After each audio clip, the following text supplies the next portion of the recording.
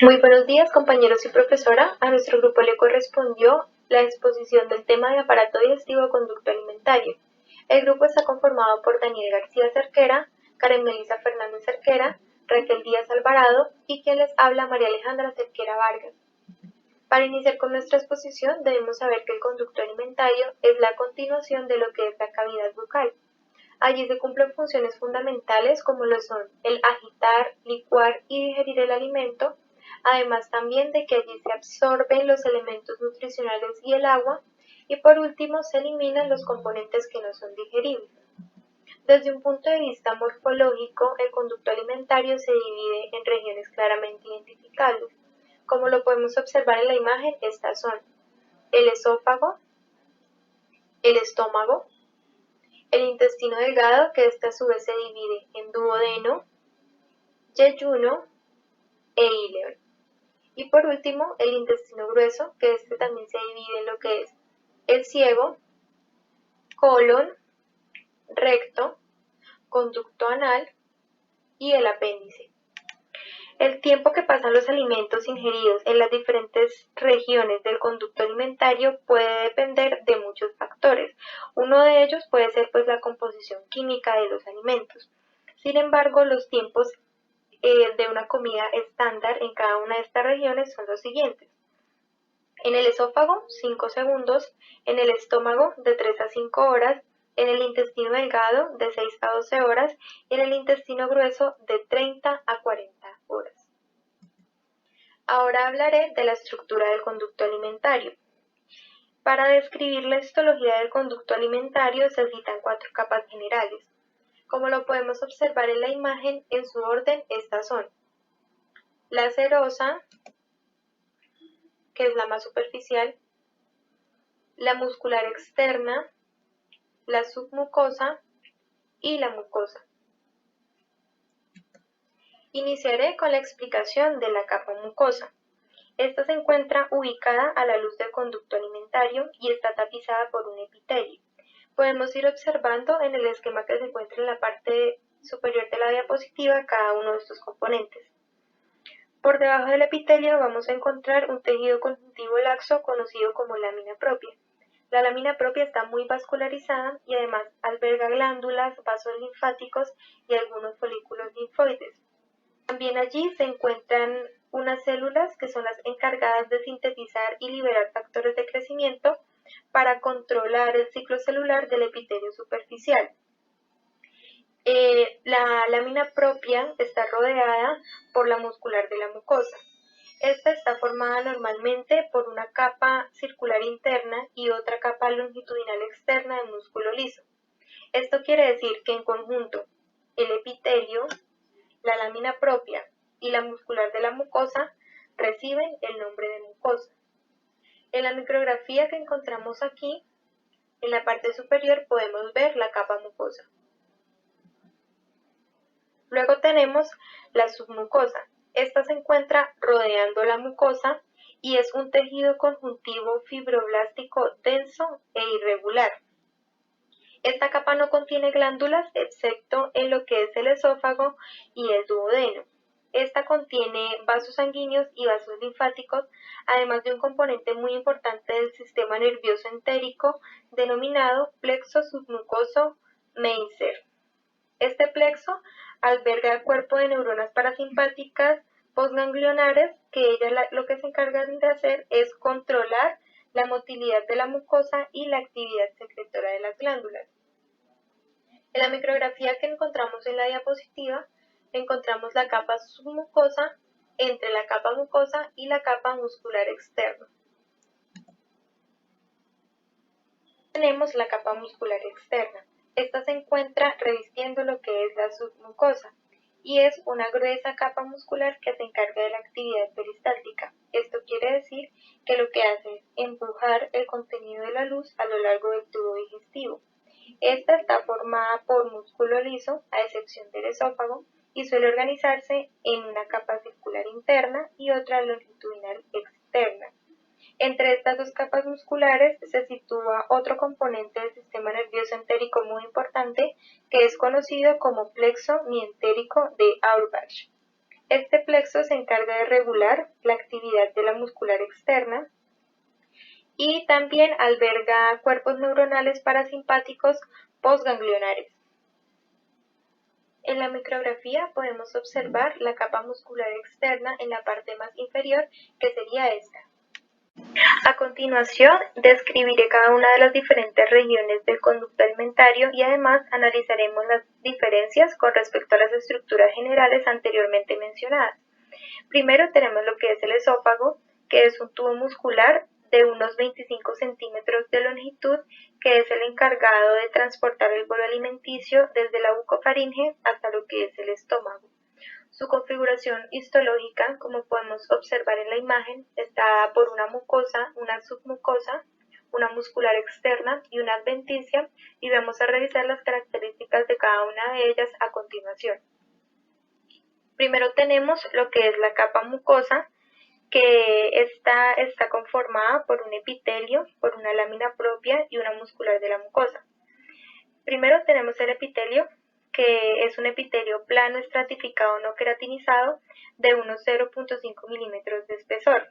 Allí, entre los queratinocitos del epitelio, se intercalan unas células presentadoras de antígenos que son conocidas como células de Langerhans, que son las encargadas de fagocitar y de degradar los antígenos que dan lugar a polipéptidos de pequeño tamaño, conocidos como epítopos. Luego tenemos la lámina propia, que allí albergan glándulas cardiales esofágicas que se localizan en dos regiones del esófago. Hay un primer grupo cerca de la faringe y otro cerca de su unión con el estómago. Allí la lámina propia alberga algunos folículos linfoides y algunos componentes del sistema linfoide asociado al intestino. Y por último, tenemos la capa muscular de la mucosa, que esta presenta una característica distintiva, ya que consta únicamente de una capa de fibras musculares lisas longitudinales que aumenta su grosor en las proximidades del estómago. En la micrografía podemos observar la capa mucosa del esófago. Luego tenemos lo que es la capa submucosa. Esta está constituida por un tejido conjuntivo fibroblástico denso que alberga las glándulas esofágicas verdaderas. Recordemos que el esófago y el duodeno son las dos únicas regiones del conducto alimentario que poseen glándulas en la submucosa. Estas glándulas poseen unas unidades secretoras que constan de dos tipos de células, unas mucosas y otras serosas. Primero, las células mucosas poseen núcleos basales planos y acumulaciones apicales de gránulos de secreción llenos de mucígeno. Y las células serosas poseen núcleos redondos en posición central. También recordemos que en la submucosa se encuentra el plexo submucoso, que en el esófago ocupa su ubicación habitual dentro de la submucosa, que es cerca de la capa circular interna de la capa muscular externa. En la micrografía podemos observar la capa submucosa del esófago. Por último tenemos lo que es la capa muscular externa y la adventicia. La capa muscular externa del esófago consta de las dos capas habituales, que son la circular interna y la longitudinal externa. Sin embargo, estas dos capas presentan características distintivas, ya que están constituidas por fibras musculares tanto esqueléticas como lisas. Y también el plexo de Auerbach, que en el esófago ocupa la posición habitual entre las dos capas musculares lisas, circular interna y la longitudinal externa. Y también por último tenemos lo que es la capa adventicia, que ya que el esófago está recubierto por una adventicia hasta que atraviesa el diafragma. A partir de este punto ya está cubierto por una serosa.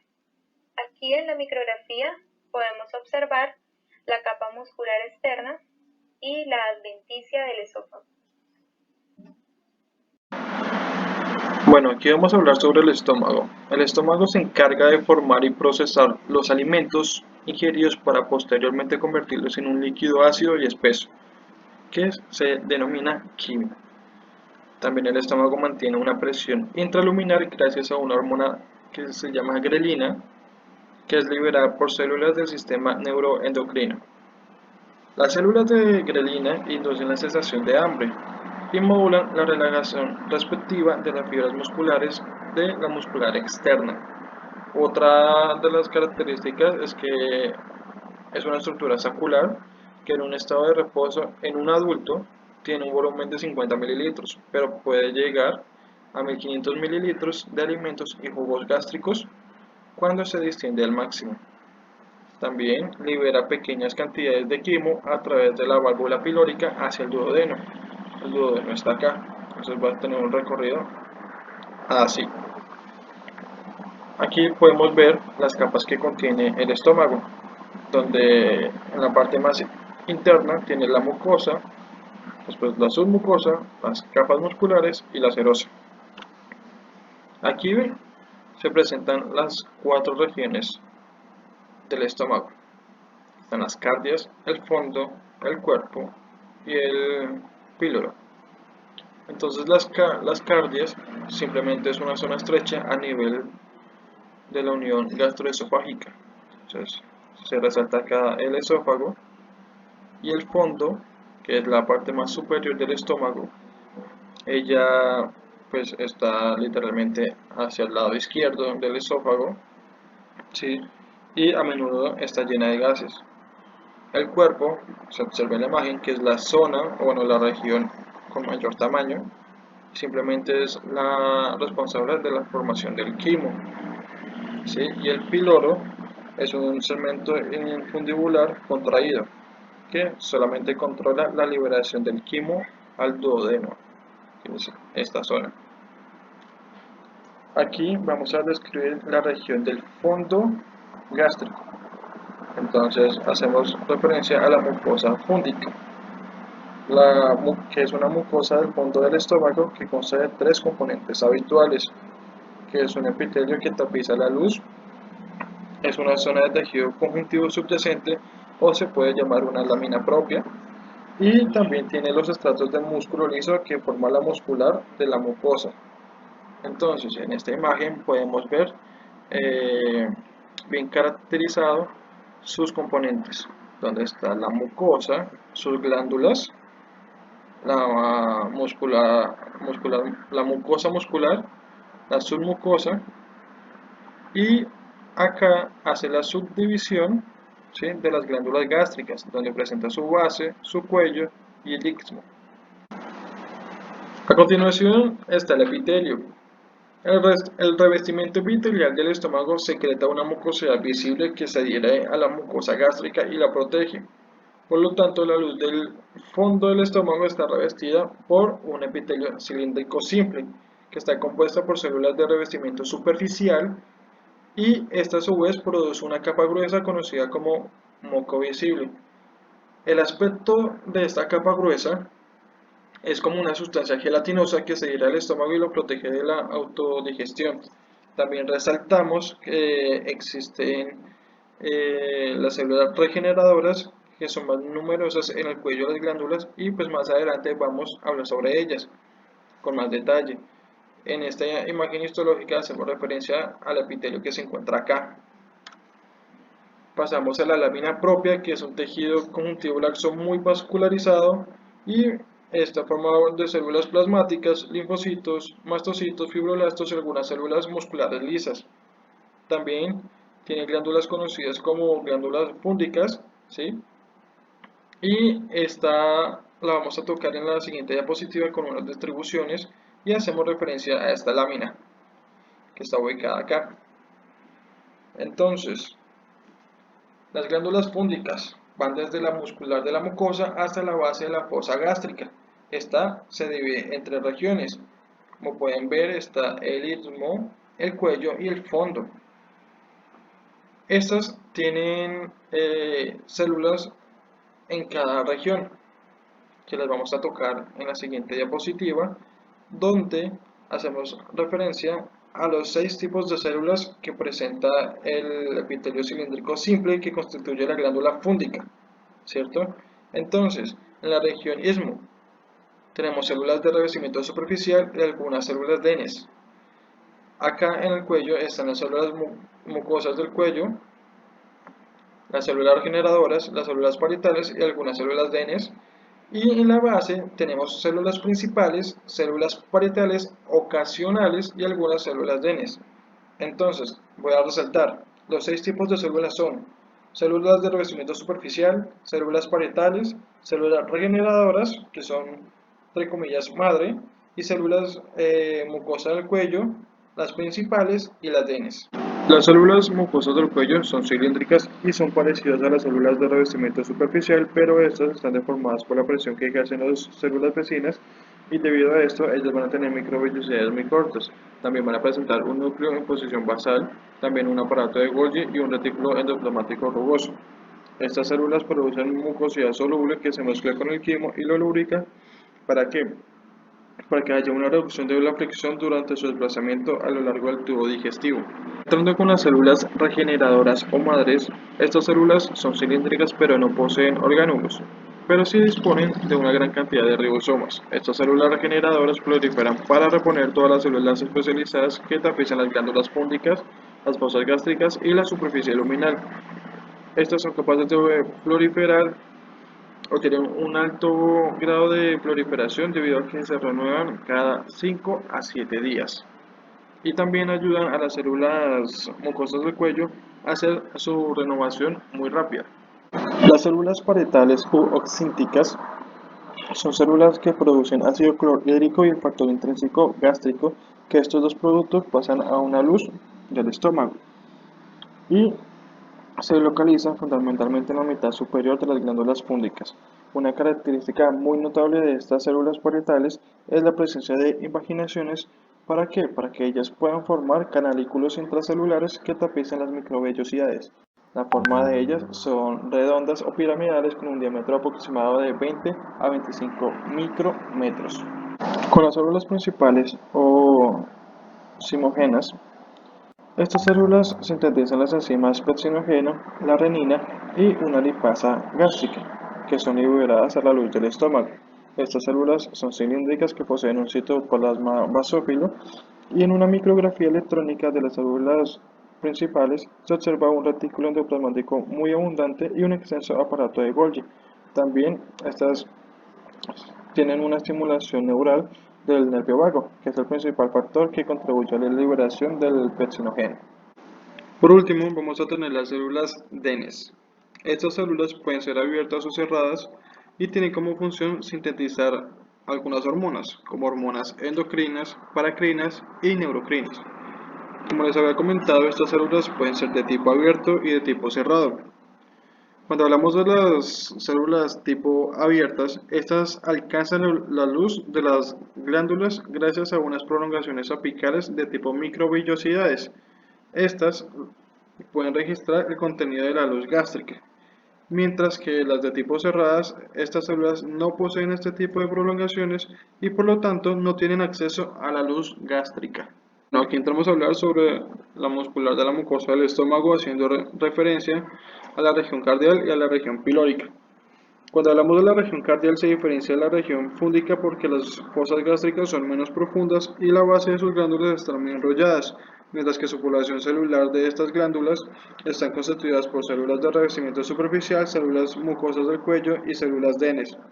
La región pilórica, estas glándulas contienen los mismos tipos de células que tiene la región cardial, pero en el píloro predominan las células mucosas del cuello.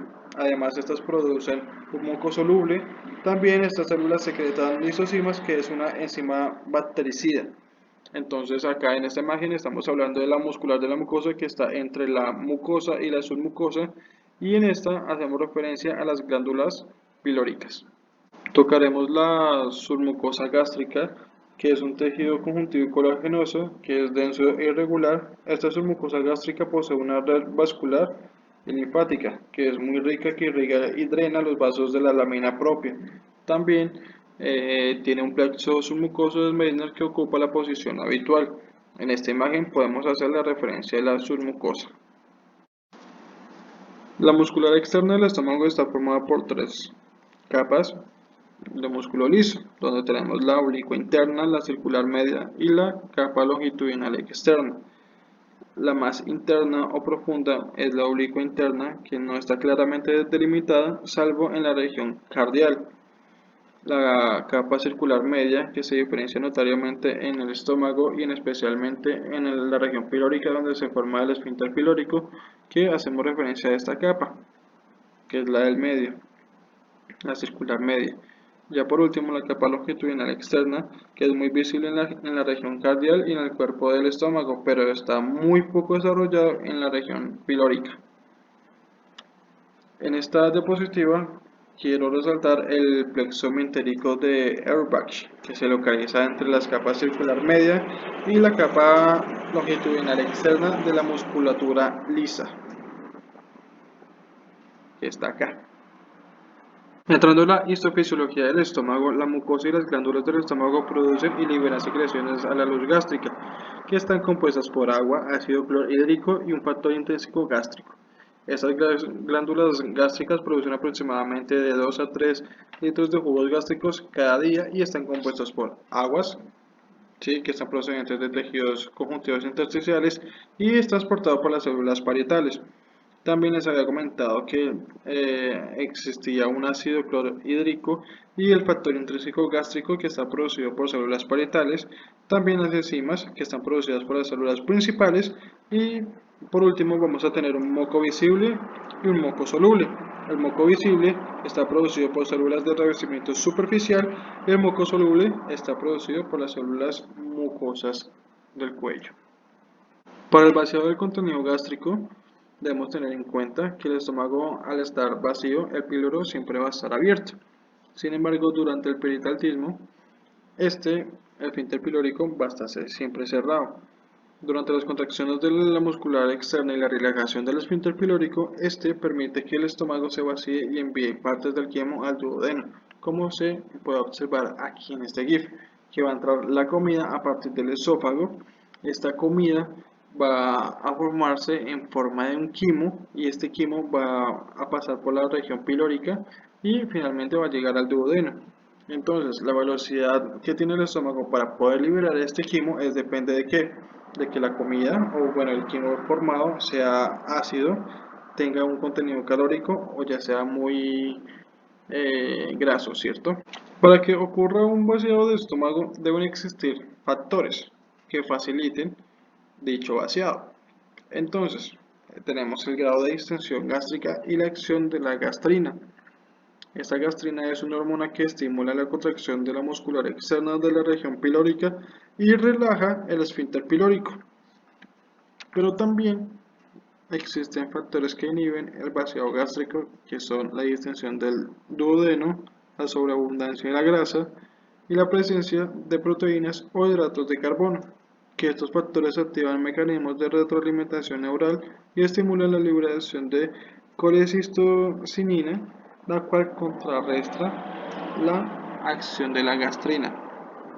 Entonces, acuérdense que la gastrina es la que me permite, pues uno de los factores que permite el vaciado del estómago. Ahora iniciaremos con la explicación de la histología del intestino delgado. Este tiene una longitud de 7 metros, siendo de esta manera el segmento más largo del tubo digestivo y se divide en 3 regiones que son el duodeno, el yeyuno y el ilion. Debemos tener en cuenta que aunque estas regiones tienen unas características histológicas similares, también existen algunas pequeñas diferencias que permiten su identificación. Allí en el intestino delgado se cumple la función de digerir el material alimenticio y de absorber los productos que terminan del proceso digestivo. Primero observaremos las características histológicas comunes. Debido a que las 3 regiones del intestino delgado poseen una histología muy similar, describiremos primero sus rasgos comunes. Dentro de ellos encontramos las modificaciones de la superficie luminal, debido a que la superficie luminal del intestino se ha visto modificada para poder incrementar su superficie, y se han identificado 3 tipos de modificaciones. Los primeros son los pliegues circulares o también llamadas válvulas de Kellgren. Estos son unos pliegues de la submucosa de la mucosa que forman elevaciones semicirculares o helicoidales. Algunas de ellas pueden llegar a medir hasta 8 milímetros de altura y 5 centímetros de longitud. Debemos tener en cuenta que estas rugosidades, a diferencia de las del estómago, constituyen componentes permanentes de lo que son el duodeno y el yeyuno, pero terminan a la mitad proximal del ilion. Ellas cumplen la función de duplicar o triplicar la superficie y además también de reducir la velocidad de desplazamiento del quimo a lo largo del conducto alimentario. Las segundas modificaciones que podemos encontrar en la superficie luminal son las vellosidades. Como podemos observar en la micrografía, estas son unas protrusiones de la lámina propia que tienen forma de dedo o de hojas de roble y están cubiertas por epitelio. El núcleo de estas vellosidades contiene asas capilares, un conducto linfático de extremo ciego y algunas fibras musculares lisas, incluidos en un tejido de conjuntivo laxo muy rico en células linfocíticas. Estas vellosidades son estructuras permanentes y su número puede oscilar entre 10 y 40 por milímetro cuadrado. Debemos tener en cuenta que estas son más numerosas en el duodeno que en el yeyuno o en el ilion. También que su altura disminuye desde 1.5 milímetros en el duodeno hasta aproximadamente 0.5 milímetros en lo que es el ilion. Estas estructuras son muy delicadas y lo que hacen es conferir un aspecto como aterciopelado al revestimiento del órgano vivo y cumplen la función de multiplicar hasta por 10 la superficie del intestino delgado. Por último, la tercera modificación de la superficie luminal son las microvellosidades. Como podemos observar en el esquema de la diapositiva, estas cubren a las vellosidades intestinales y multiplican hasta por 20 la superficie del intestino delgado. Por consiguiente, los tres tipos de modificaciones de la superficie intestinal que ya vimos, que son los pliegues circulares, las vellosidades y las microvellosidades, multiplican por 400 o hasta 600 la superficie total disponible para la absorción de nutrientes en el intestino delgado.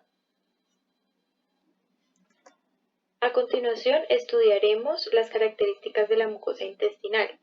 En el intestino delgado, esta consta de las tres capas habituales que son un epitelio, la lámina propia y la muscular de la mucosa. Primero hablaremos de lo que es el epitelio.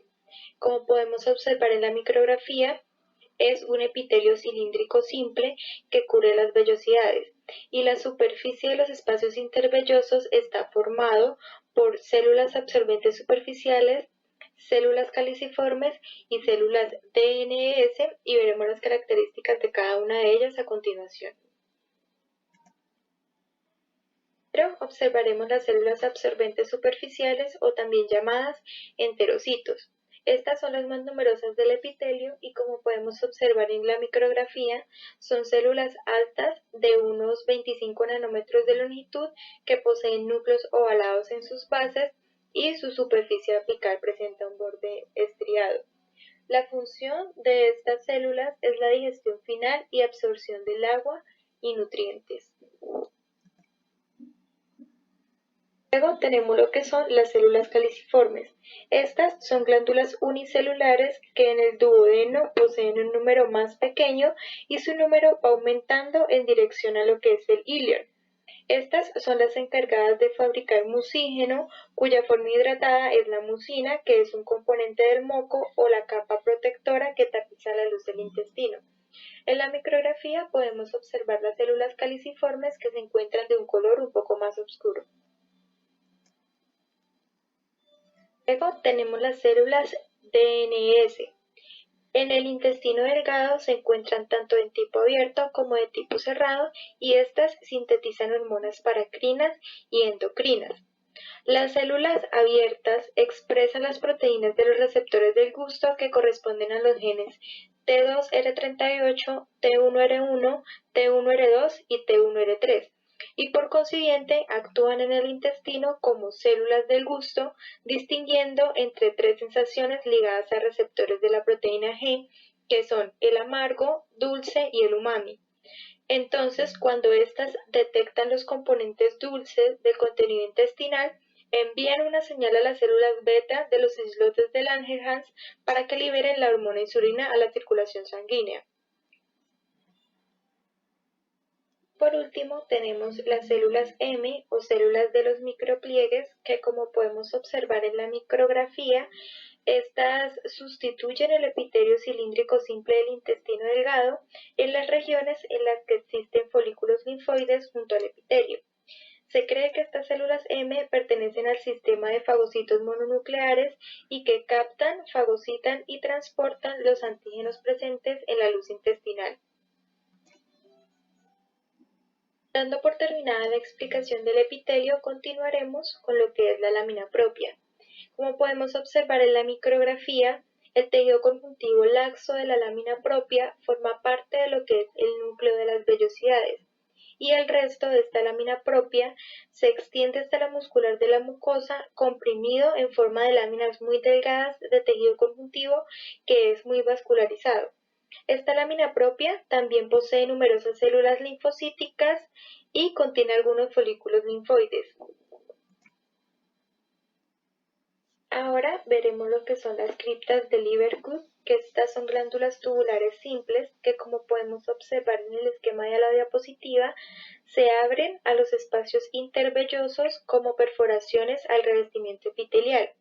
Estas glándulas tubulares están constituidas por células cilíndricas similares a los enterocitos, por células caliciformes, por células DNS, por células M, que estas ya las describimos anteriormente, y además también por células regeneradoras, células intermedias y células de Paneth, que las describiremos a continuación.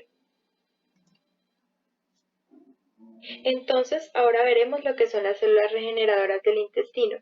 Estas son células madre que proliferan considerablemente para así poder repoblar el epitelio de las criptas, la mucosa superficial y las vellosidades.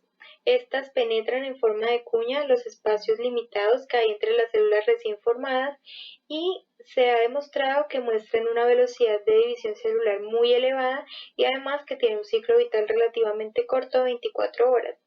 También se ha descrito que entre 5 y 7 días después de la aparición de una célula nueva, ésta ha alcanzado el extremo de las vellosidades y ya se ha desprendido. También tenemos lo que son las células intermedias, que estas constituyen la población celular más numerosa del revestimiento de las criptas de Lieberkühn y su función consiste en reemplazar las células muertas del revestimiento epitelial de la luz intestinal. Por último, tenemos lo que son las células de Paneth. Como podemos observar en la imagen, estas se diferencian claramente gracias a que contienen unos gránulos secretores apicales eosinófilos que son de gran tamaño.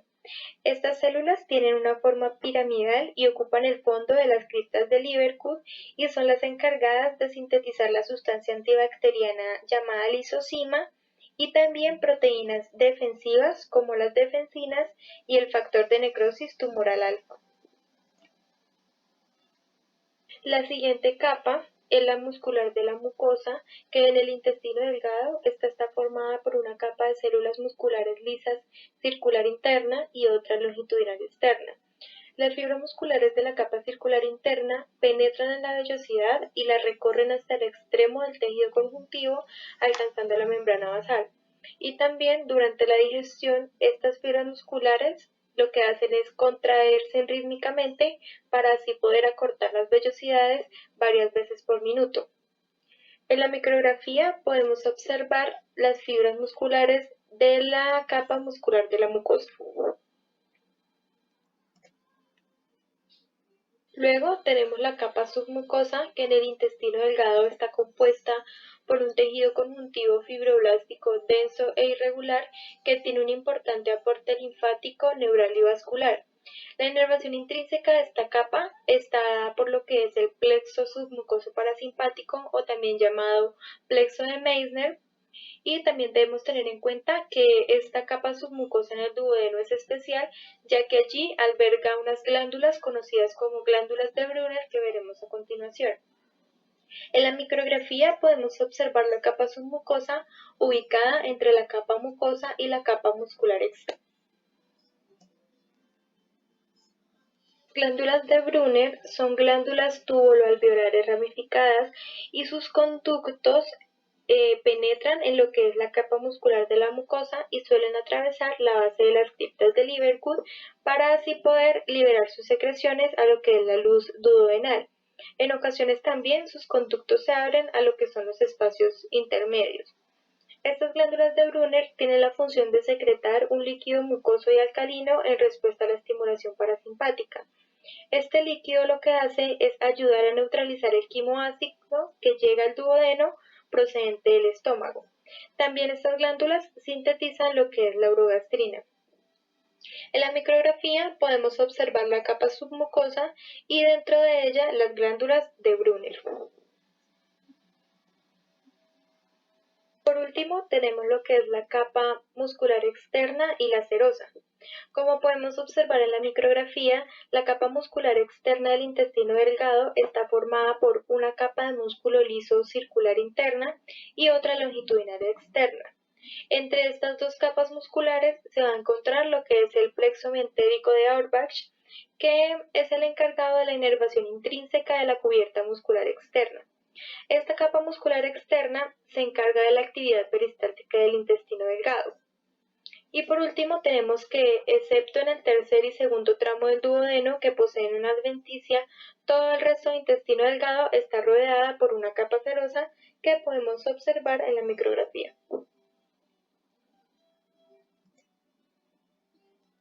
Ahora veremos el aporte linfático y sanguíneo del intestino delgado.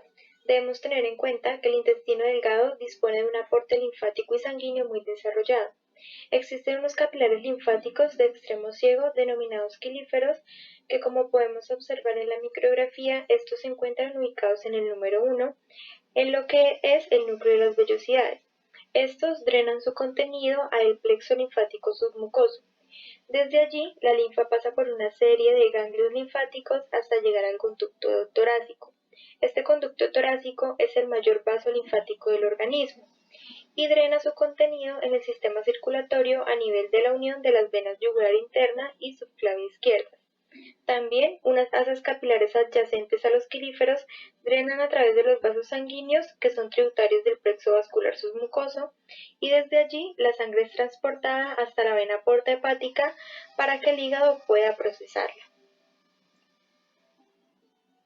Ahora veremos las diferencias que se presentan en cada una de las regiones del intestino delgado.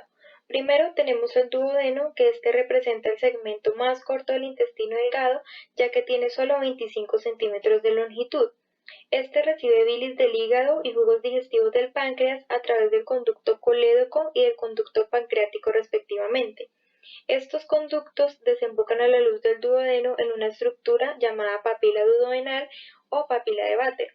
También el duodeno se diferencia del yeyuno y del íleon por el hecho de que sus vellosidades son más anchas, altas y numerosas y además porque posee menos células caliciformes.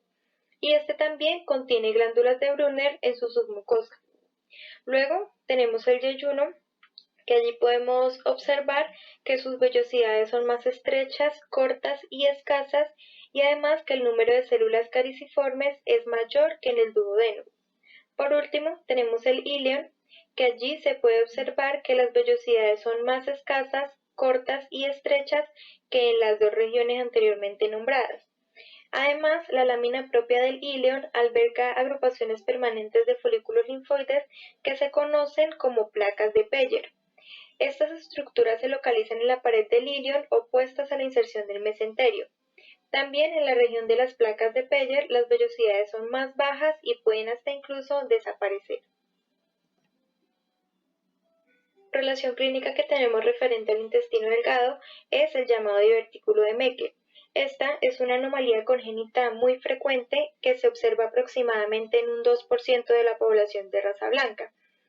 El divertículo que podemos observar aquí en la imagen es un resto del conducto vitelino. Recordemos que el conducto vitelino es una conexión embrionaria entre el intestino medio y el saco vitelino. Por lo tanto, esto representa una extensión corta y de desembocadura ancha del componente secretor del segmento distal del íleon a una distancia aproximada de 100 centímetros desde el ciego.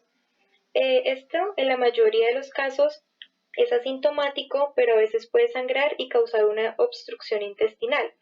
Esta obstrucción suele deberse a lo que es el prolapso del ilion hacia el divertículo.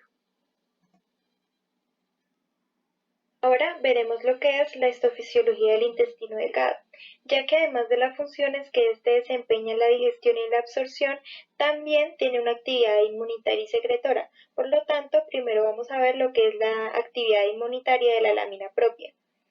Esta lámina propia es muy rica en células plasmáticas, linfocitos, mastocitos, leucocitos extravasados y fibroblastos.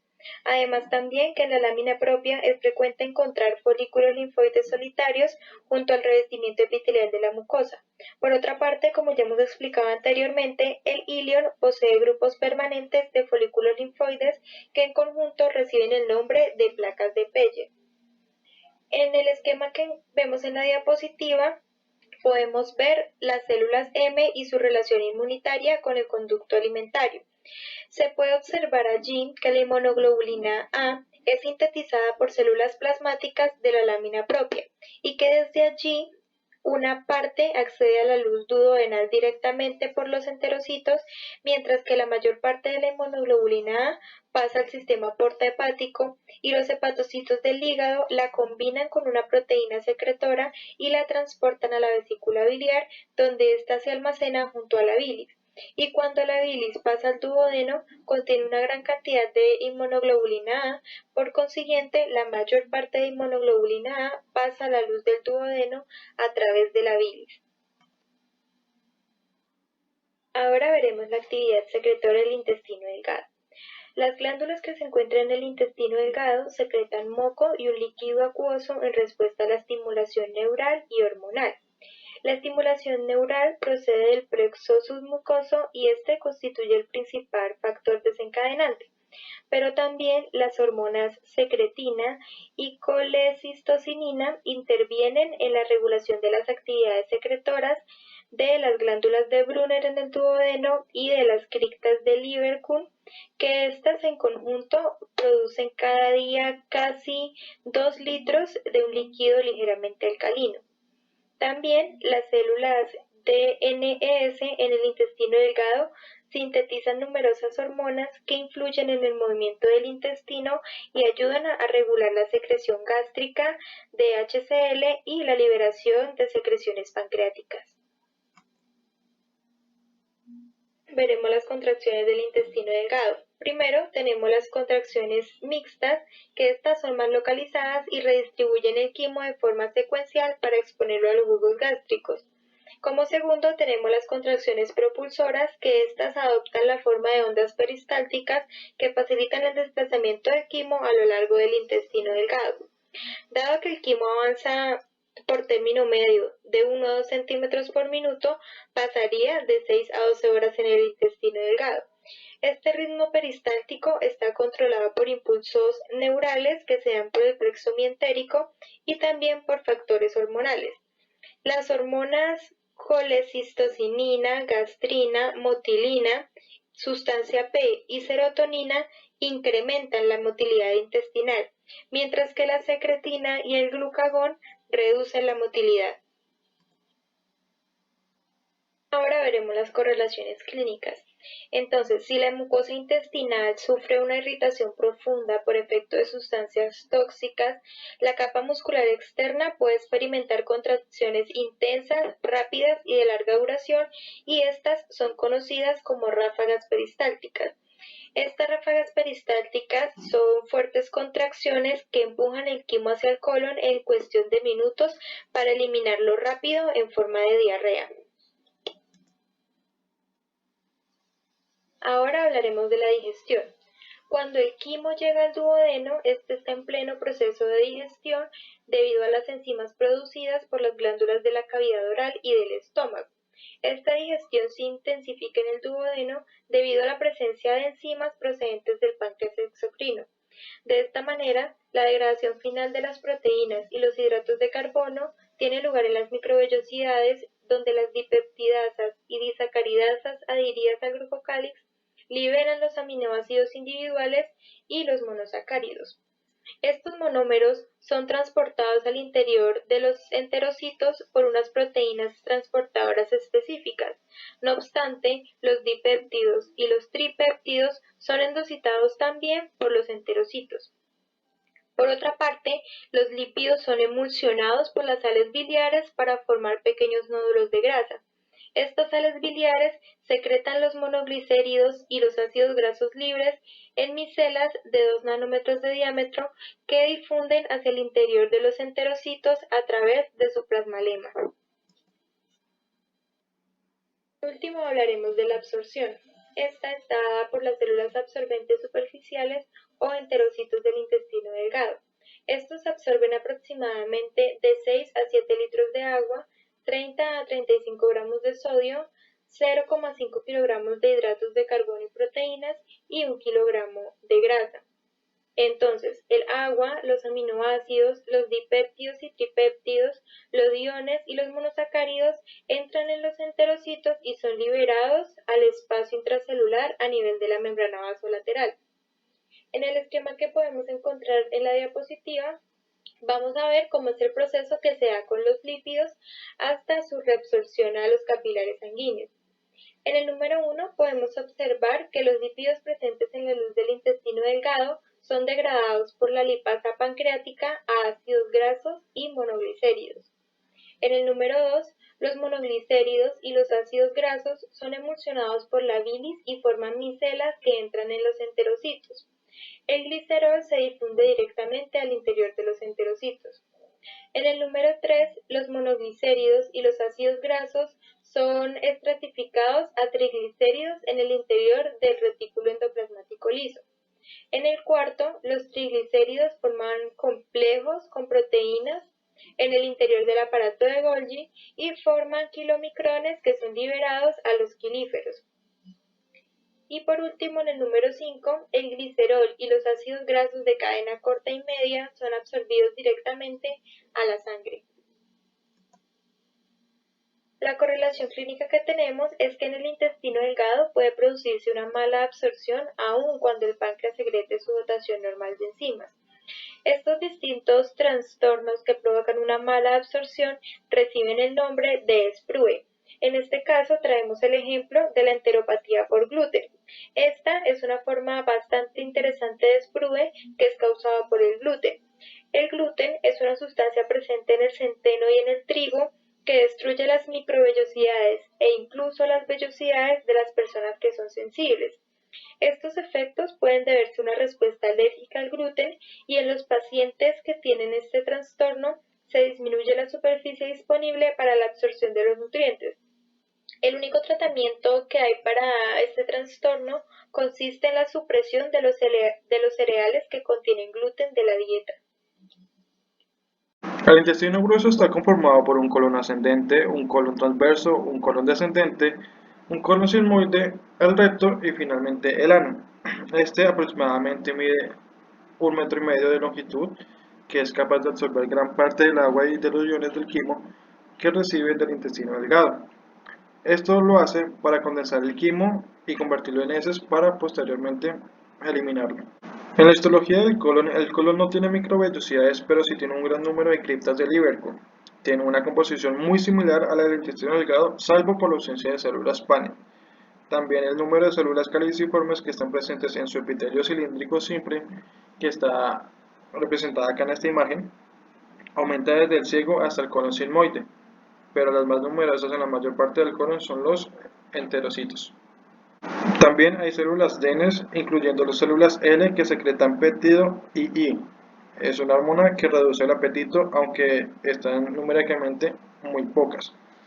Mientras que la población de fibroblastos se subdivide en dos componentes, uno de ellos se distribuye por toda la lámina propia y está constituido por fibroblastos que son iguales a los de las otras regiones, y el otro se localiza en las bases de las criptas de Lieberkühn y emigran a lo largo de estas hasta llegar a la desembocadura de las criptas, donde estos fibroblastos se diferencian en células similares a los macrófagos y funcionan como si fueran macrófagos de origen monocito. También está la muscular externa, que se distingue por el hecho de la capa longitudinal externa, pero presenta un espesor uniforme en toda su superficie. Esta se concentra en su mayor parte entre cintas estrechas de fascículos musculares conocidas como las tenias coloniales. En la correlación clínica entramos con dos patologías, enteritis y colitis pseudomembranosa. La enteritis, que es una irritación intensa de la mucosa del colon, que es provocada por una secreción de grandes cantidades de moco, agua y electrolitos. La eliminación de grandes cantidades de heces líquidas es conocida como la diarrea, que protege al organismo al diluir y eliminar el elemento irritable. Pero ojo, esto hasta cierto punto es funcional. ¿Por qué? Porque si tenemos diarrea muy continua, ¿sí? Con la pérdida de agua, electrolitos, sales, va a provocar una deshidratación, ¿cierto? Y ya en muy cantidades extremas que no hay ningún control médico, podemos conducir a un shock circulatorio o incluso la muerte. Cuando hablamos de la colitis pseudomembranosa, este es un trastorno inflamatorio de los intestinos que puede producirse por una intoxicación mercurial, por una isquemia intestinal o también se puede por una bronquioneumonía, aunque en la mayoría de los casos se debe a una antioterapia prolongada. Al deteriorarse esta flora intestinal frente a esta patología, la bacteria Clostridium difficile asume el papel destacado en la génesis de esta enfermedad. En la histofisiología del colon, el colon se encarga de absorber agua, electrolitos y gases, y también pues estos componentes se pueden compactar en forma de heces para poder ser eliminados. ¿Sí? En la absorción de agua y electrolitos se puede hacer por día 1500 mililitros, y en la compactación y eliminación de las heces por día se pueden hacer 100 mililitros. Continuando con la histofisiología del colon, vamos a describir la composición de las heces, en la cual vamos a tener que las heces están compuestas por un 75% de agua, 7% de bacterias muertas, 7% de fibras, un 10% entre grasas y sustancias inorgánicas y un 1% de pigmentos biliares. Cabe resaltar que el olor de las heces varía de unas personas a otras y depende de la dieta y de la flora bacteriana que posee cada individuo, que estas son producidas por cantidades variables de indol, sulfato de hidrógeno y mercaptanos.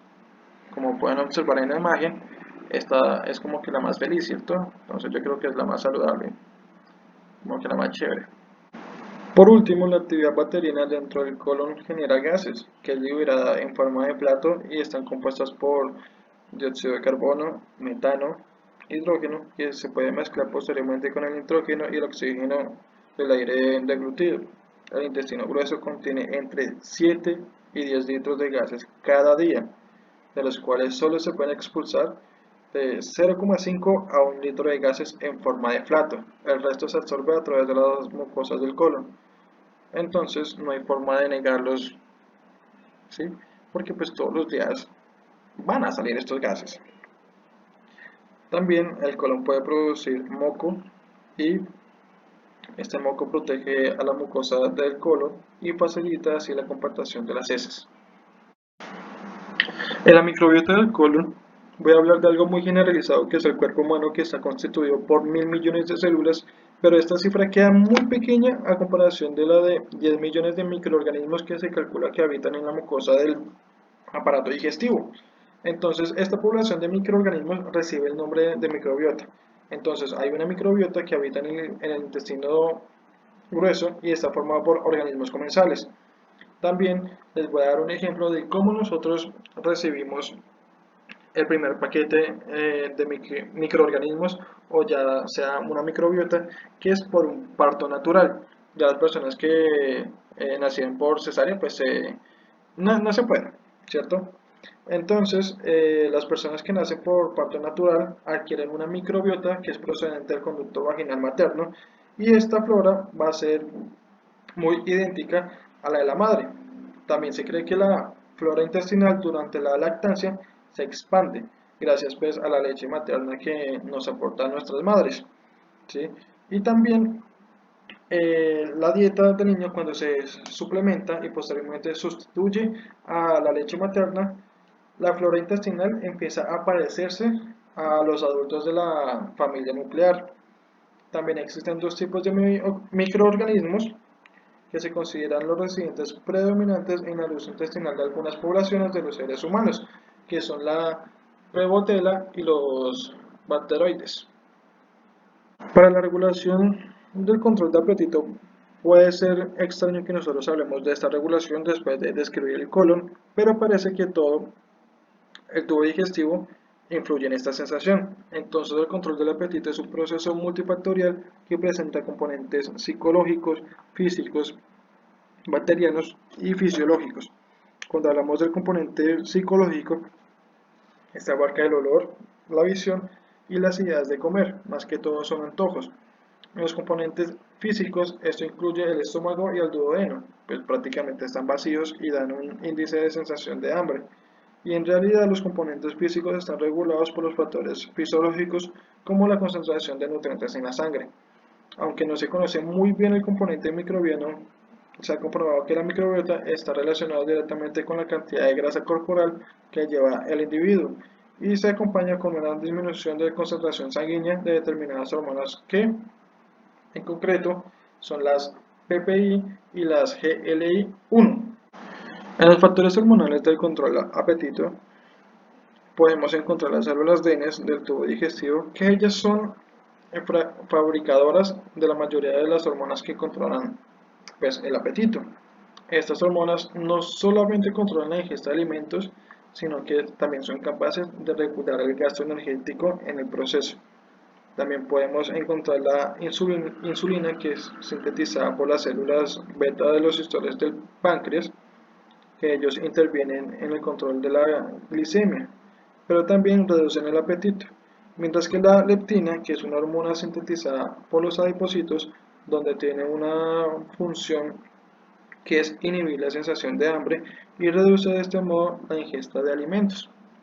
En el recto y el conducto anal, desde un punto de vista histológico, el recto se parece al colon, pero las criptas del Ibercum son más profundas, ¿sí? Esto es lo que hace una marca diferencial, que son menos profundas por unidad de superficie. También tiene una longitud de 3 a 4 centímetros. La mucosa presenta pliegues longitudinales o columnas anales, que también se pueden llamar columnas rectales de Morgagni, que estos pliegues se juntan unos con otros para formar las válvulas anales que ayudan al ano a sustentar la columna fecal. En la mucosa anal vamos a hablar sobre el contenido de esta zona. Entonces, el epitelio de esta mucosa anal es cúbico simple que está entre el recto y la línea pectinada a nivel de las válvulas anales. También podemos observar planos estratificados no queratinizados entre la línea pectinada y el orificio anal externo.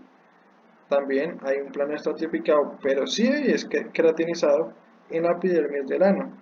En la lámina propia hay una estructura de tejido conjuntivo fibroelástico que alberga las glándulas anales en la unión del recto anal y las glándulas perineales, que esto ocurre en el extremo distal del conducto anal.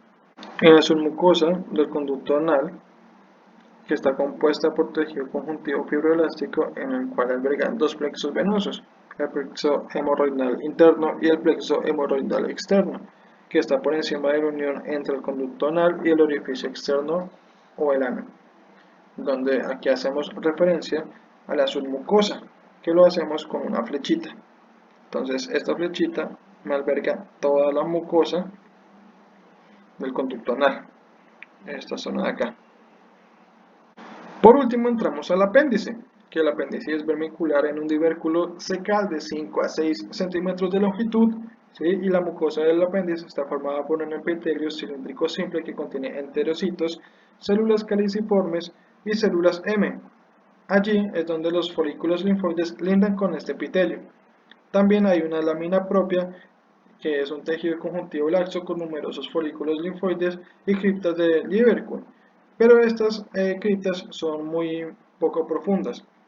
Entonces, estas criptas también contienen enterocitos, células caliciformes, células regeneradoras y numerosas células DNS y algunas células Paneth.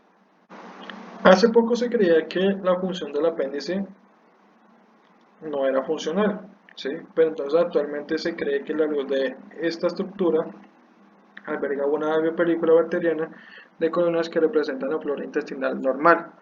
En caso de que aparezcan patógenos que aniquilen la gran parte de la flora bacteriana intestinal, las colonias que están secuestradas en la región del apéndice van a tener la capacidad de restituir esta flora con su normalidad, ¿sí? Así reparando de este modo el daño biológico que ocurrió tras la llegada de estos patógenos.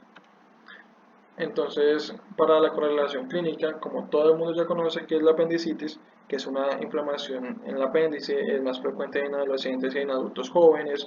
Esto se debe a una obstrucción de la luz apendicular y sus signos muy normales es la fiebre, las náuseas, el vómito, ¿sí? Y un abdomen tenso. Y pues, si no se trata a tiempo, puede provocar una peritonitis. Como bibliografía, manejamos el texto de histología de Leslie Garner.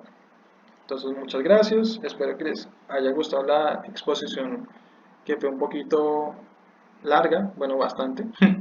Así que, eso.